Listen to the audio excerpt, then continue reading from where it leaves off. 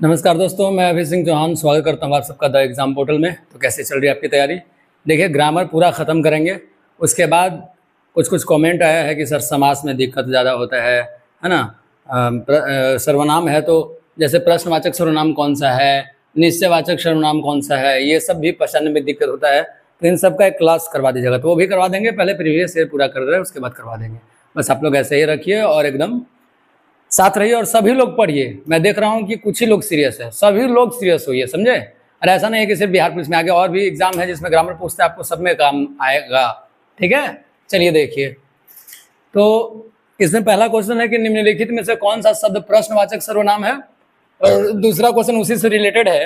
निम्नलिखित शब्द में कौन सा शब्द निश्चयवाचक सर्वनाम है और प्रश्नवाचक सर्वनाम है।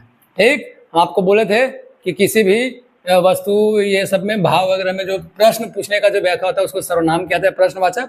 और निश्चयवाचक मतलब कोई निश्चितता का बोध होता है ना। ठीक है, तो आप लोग बताइए इसमें क्या होगा। पहले इसमें बताइए प्रश्नवाचक कौन सा आप लोग को लग रहा है? कोई, आप, यह, कौन। तो साफ साफ झलक रहा होगा कि कौन। ऐसे पकड़ना है नाम से, इसको नाम से पकड़ लीजिएगा आप लोग। समझ गए? थोड़ा सा ध्यान दीजिएगा। याद नहीं है, जैसे बोल रहे कि सर प्रश्नवाचक नहीं याद है, निश्चयवाचक याद नहीं है, तो कैसे याद करेंगे? पकड़ लेंगे वर्ड से प्रश्नवाचक। तो इसमें प्रश्न कौन सा पूछेगा? चलिए हमारे कोई पुस्तक था, जो कोई आदमी था जो खो गया है कि नहीं, तो ये तो सवाल नहीं पूछ रहा है। आप कहाँ जा रहे हो, कहाँ लगेगा तब ना। आप क्या कर रहे हो तब ना सवाल। सिर्फ आपसे सवाल हो रहा है, आप पढ़ रहे हो, ये सवाल है क्या? नहीं। यह मार्कर अच्छी है ना, सवाल तो पूछ नहीं सकता। आप कौन हो, तो डायरेक्ट सवाल हो रहा है ना। तो यही प्रश्नवाचक, प्रश्न पूछ रहा है तो प्रश्नवाचक सर्वनाम। इसमें निश्चय का बोध होता है। देखिए, तो क्या, यह, कोई, कहाँ। तो कहाँ तो गलत हो जाएगा कि प्रश्नवाचक सर्वनाम है। ठीक, और बताइए क्या भी प्रश्नवाचक है। अब यह और कोई में कौन सा होगा? यह और कोई में कौन सा होगा? आंसर आप लोग बताइए, तब हम आगे बढ़ते हैं। देखिए, सर्वनाम का जो है पूरा हम आप लोग को लिखवाए थे। आप लोग अगर ध्यान से सुने होंगे तो ठीक है, अगर आप लोग ध्यान से सुने होंगे तो आप लोगों को पता चल गया होगा कि क्या कौन सा सही होगा। ठीक है, सब अलग अलग हम लिखवाए थे। ठीक, तो कोई आदमी था जो खो गया, कंफर्म नहीं है ना। यह पुस्तक नई है, वह पुस्तक मेरी है ना। यह कलम मेरी है, यह फ़ोन मेरा है ना। तो जो यह फ़ोन मेरा है यही होगा। अब देखिए, तो सर्वनाम में क्या क्या बताया था आप लोग को, एक बार फिर से बता दे रहे, ध्यान से सुनिएगा।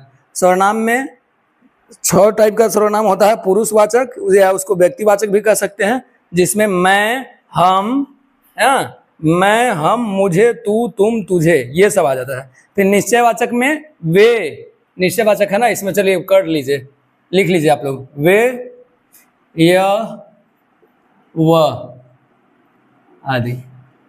ठीक है, प्रश्नवाचक हो गया। तो प्रश्नवाचक में क्या? कौन, किसने, है ना, कहाँ, क्या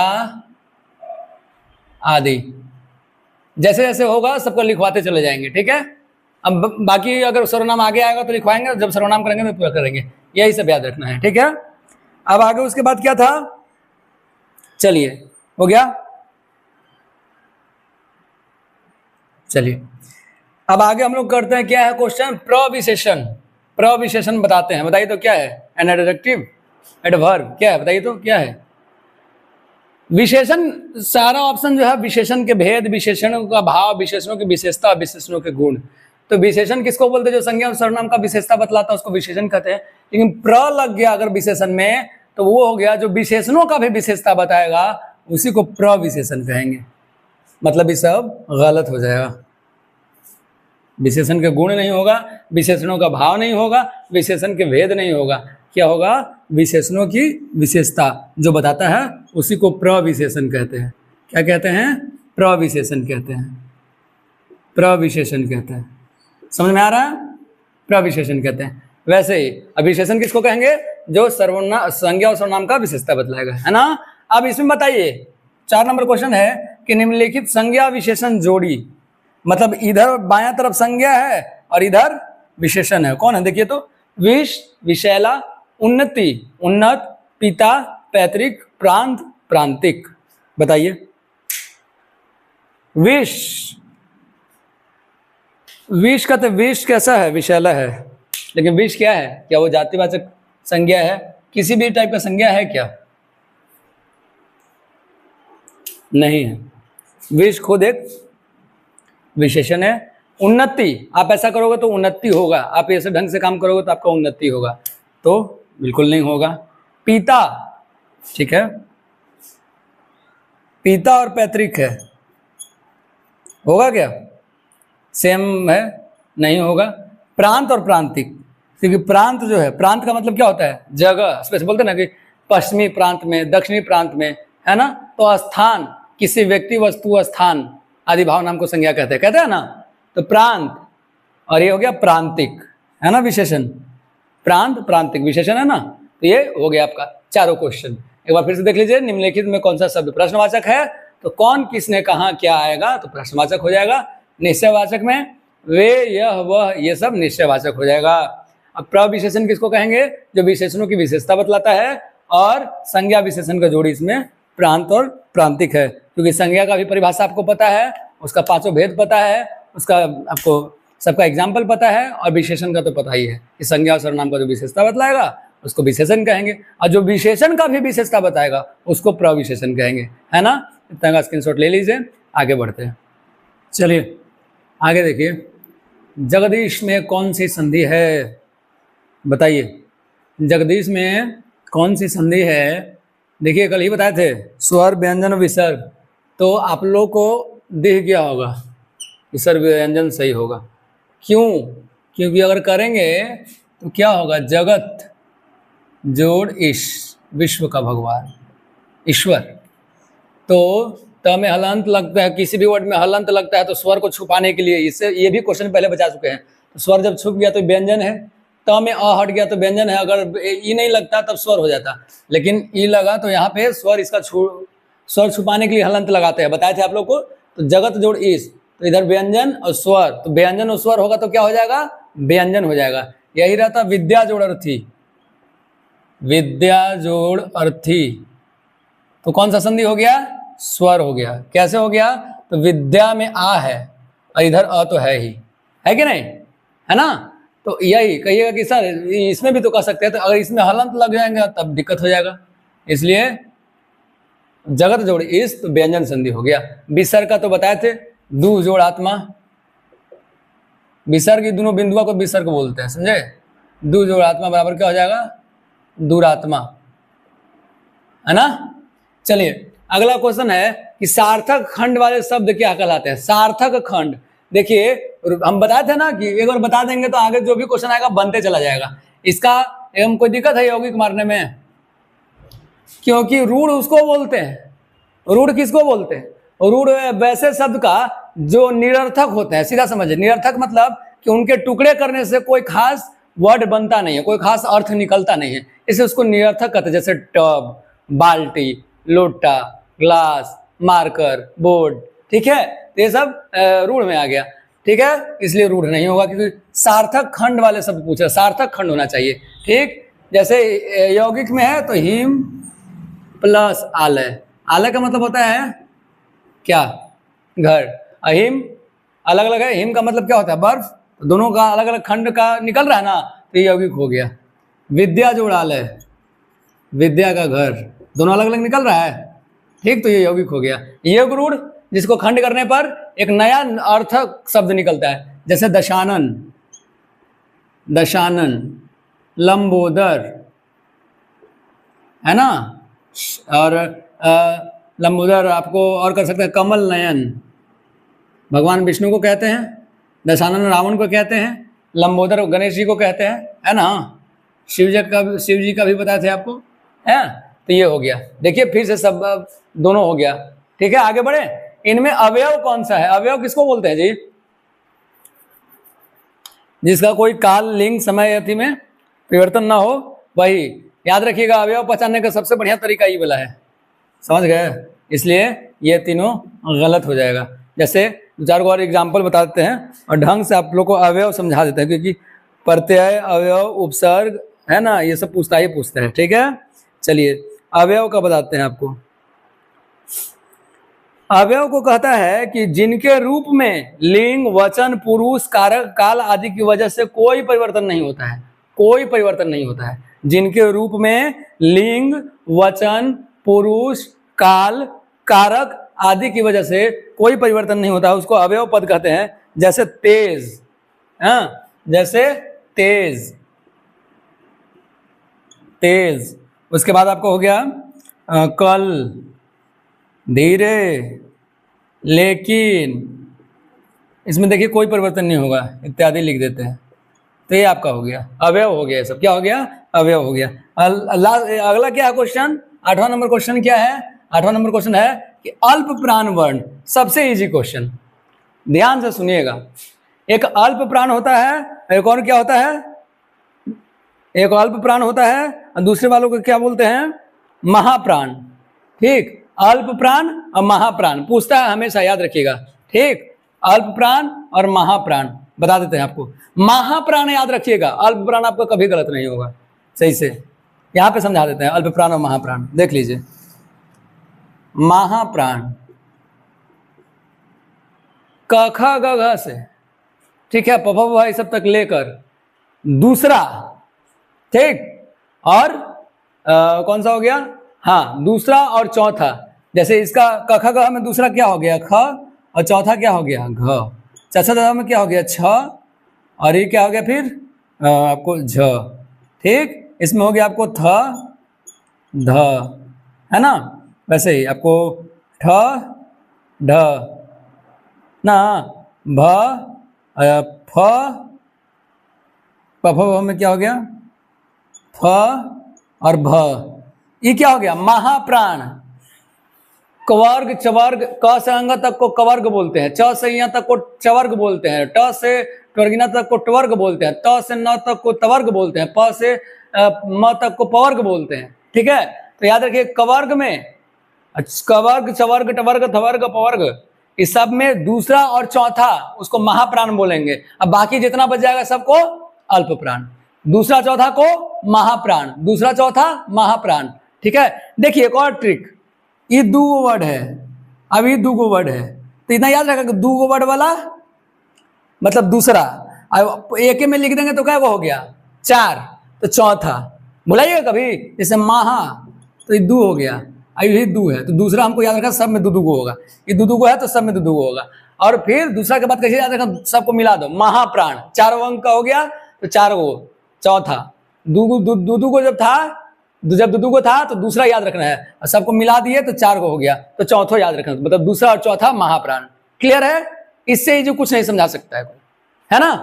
तो ये दूसरा और चौथा हो गया, तो यहां से ढूंढिए क्या कर रहा? अल्प प्राण, तो बाकी जो बचेगा वो अल्प प्राण हो जाएगा। तो इसमें देखिए तो ये तो होगा नहीं, ये छोड़िए, फ भ, फ भ कुछ महाप्राण तो नहीं होगा, काहे नहीं होगा? कि अल्प प्राण पूछा है ना?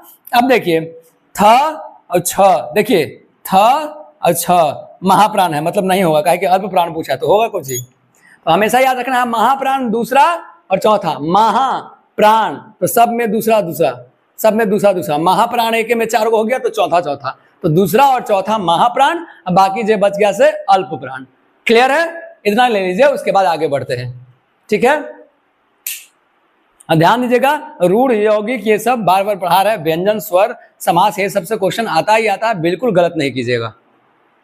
देखिए क्वेश्चन नंबर 9, उसमें कहा कि इनमें व्यक्तिवाचक संज्ञा कौन सी है, और क्वेश्चन नंबर अगर 10 देखिएगा तो उसमें कह रहा है कि निम्नलिखित शब्दों में से कौन सा शब्द भाववाचक संज्ञा है, और उसके बाद कह रहा है 11वां नंबर कि कौन सा जो है कोमल तालव्य ध्वनियां हैं।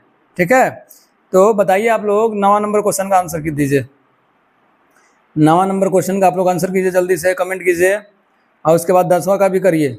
11वां थोड़ा सा ये है इसलिए हम आपको बताएंगे। ठीक है,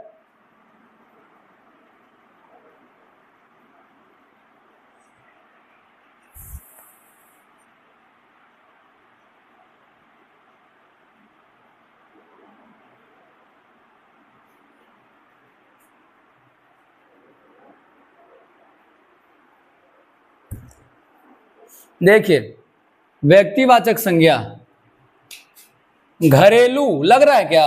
इधर से शुरू कर, स्वतंत्र, स्वतंत्र है क्या व्यक्तिवाचक संज्ञा? जी नहीं, व्यक्ति में उसका नाम होना चाहिए, है ना? तो भला भी नहीं होगा, कर, है ना? कर भला तो हो भला, क्या भला भी नहीं होगा?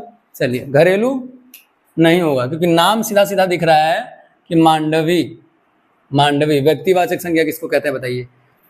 भाववाचक, इसमें कोई दिक्कत है? हरियाली में है कि अयोध्या नाम हो गया तो नहीं होगा, नदी नहीं होगा, जाति में आ गया, और मोहन भी नाम हो गया इसलिए नहीं आएगा, क्योंकि भाववाचक कुछ हरियाली ही हरियाली है, ये भाव है ना? भाव का बोध हो उसको भाववाचक संज्ञा कहते हैं। व्यक्ति में नाम होना चाहिए, है ना? किसी में जाति वाला में जाति का बोध, समूहवाचक अलग हो गया, द्रव्यवाचक द्रव्य वगैरह रहता है तो द्रव्यवाचक का हो गया, है कि नहीं? कोमल तालव्य, तालव्य, तालाब का मतलब सीधा तालु समझ लीजिएगा, तालु, ठीक है? मैं देखिए ध्वनिया बोले थे ना, उच्चारण स्थान, एक ही बार पूछ दिया आपको, ठीक है? यही मैट्रिक वाला में का पूछता है 10th वाला छात्र को कि क का उच्चारण स्थान बताइए, त का उच्चारण स्थान बताइए। हम बोले थे कि आप सबको लिखवाएंगे, तो हम तालु कैसे मार दिए बता देते हैं आप सबको, ठीक? देख लीजिए, लिख लीजिए आप लोग चार्ट बना के अच्छे से। क ख ग घ अंग, ठीक?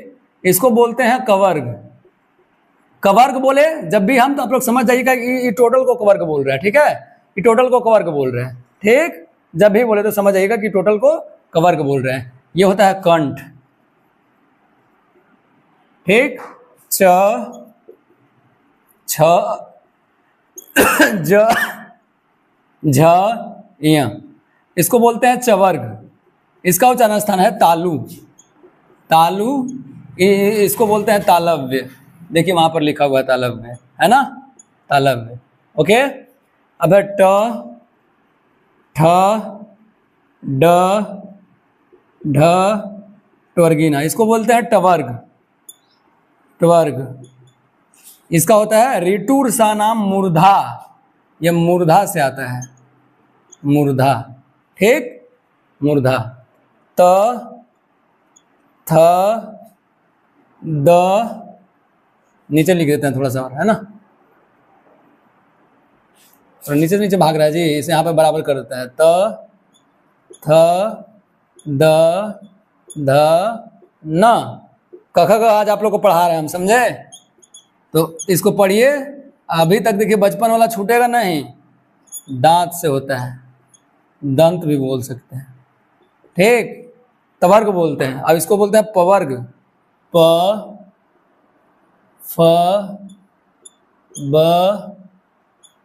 भ म, इसको बोलते हैं पवर्ग, पवर्ग। इसका होता है ओठ, कहीं कहीं मिलेगा आपको ओष्ठ, कहीं कहीं मिलेगा आपको ओष्ठ। आप बताइए इससे इजी कुछ हो सकता है? चार्ट बना के आपको दे दिए, चार्ट बना के आपको दे दिया गया, क ख ग घ अंग कवर्ग। क ख ग पढ़ाएंगे अब आप लोगों को, पढ़िए। क ख ग घ अंग, इसको बोलते हैं कवर्ग। कवर्ग बोले तो ये टोटल समझ जाइएगा, ठीक? कंठ से च छ ज झ इया, चवर्ग, इसको बोलते हैं चवर्ग। चवर्ग बोलेंगे तो पूरा समझना है, च से यहाँ तक। तालु इसका है तालव्य, ठीक? तालव्य पूछा था तो इसलिए ये आंसर होगा। ट ठ ड ढ न, टवर्ग, तो मूर्धा से आता है, ऋटुर सा नाम मूर्धा, ठीक? त थ द ध न, पूरा को बोलेंगे तवर्ग, ठीक? तो इसका हो जाएगा दांत। ऋतुल सा नाम दंता, ठीक? प फ ब भ म, इसको बोलते हैं पवर्ग। उपपद्मयान्ना मोष्ठो, हम संस्कृत बोल के इस सब का हमको याद है, संस्कृत वाला एक पोयम, इसलिए हम ये कह रहे हैं आपको, ओठ ओष्ठ बोलते हैं। अच्छा, कवर्ग में थोड़ा सा और आता है, कहते हैं अकुह विसर्जनीयानाम कंठ, उसको पूरा इसीलिए हम पूरा लिख दिए, अकुह विसर्जनीयानाम कंठ, मतलब कि इनके अलावा कंठ और किसका किसका है? आ, कवर्ग हो गया, कवर्ग। कवर्ग लिखे तो कौन चीज? क से अंग तक समझिए, ठीक? ये कंठ का बता रहे हैं हम आप सबको, किसका बता रहे हैं? कंठ का। अकुह विसर्जनीयानाम कंठ, विसर्ग, ये जो बिंदु होता है विसर्ग संधि बता रहे थे ना, इसका विसर्ग और ह, ये सब कंठ से बोलते हैं हम लोग। कहां से बोलते हैं? कंठ का उच्चारण स्थान है, ठीक? कंठ की ध्वनियां अ आ कवर्ग, कवर्ग का मतलब ये हो गया ह, अकुह विसर्जनीयानाम कंठ। अब है इचु यशानाम तालु, इचु यशानाम तालु, इचु यशानाम तालु का मतलब हो गया, इचु यशानाम तालु का मतलब हो गया यहीं पे देख लीजिए इसका ऊपर में कि ई बड़ी हो गया, ठीक, पूरा अच्छे से क्लियर कर देते हैं। चवर्ग, ठीक, तालाब श और य, इन सब का उच्चारण स्थान है तालु, तलब, ई चवर्ग तालाब श और य, इचु यशानम तालु, ठीक। अब है रिटूर सा नाम मूर्धा, रिटूर सा नाम मूर्धा, रिटूर, ठीक, री जो होता है आई वाला री, टवर्ग र, ठीक, इस सब का उच्चारण स्थान हो गया मूर्धा, रिटूर सा नाम मूर्धा, लिरितुल सा नाम दंता, मतलब दांत का क्या होता है, लिरितुल सा नाम दंता, ली लगा रहता है में, ठीक, त्वर्ग, ठीक, इधर लिख देते हैं, देखिए यहाँ इधर स्पेस है, तथा तथा का यहाँ पे लिख देता है, ठीक, री, तवर्ग हो गया, तवर्ग का मतलब त से न तक, ठीक, री, त्र, ली होता है, लिरी, लिरी, सॉरी री नहीं, री तो ऊपर हो गया, लिरी, त्वर्ग, लिरितुल। अब इसमें एक और छूट गया, इसमें मूर्धन्य श होगा, मूर्धा, मूर्धन्य श बोलते हैं, क्यों, तालाब श इसको क्यों बोलते हैं, तालाब्य, तालाब श, इसीलिए समझ में आ गया। मूर्धनी स इसको क्या बोलते हैं, मूर्धा से निकलता है श, तो मूर्धनी स बोलते हैं ना। अब हो गया दंती स, तो काहे बोलते हैं, ये जो देखिए री, त्वर्ग और स दांत से निकलता है, इसीलिए इसको बोला जाता है दंती स, इसको बोलते हैं है ना।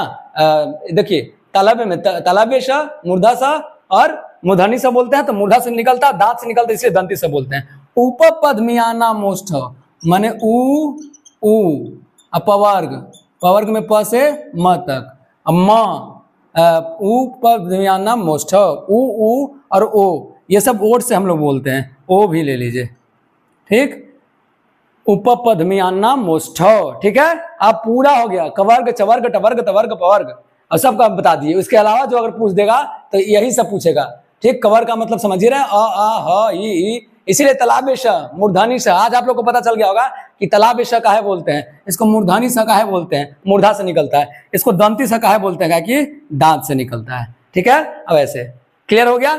अब इतना अच्छा से क्लियर हो गया, सब लोग ले लीजिए स्क्रीनशॉट बढ़िया से, या लिखना चाहते हैं तो लिख लीजिए, इससे बेटर कुछ हो ही नहीं सकता।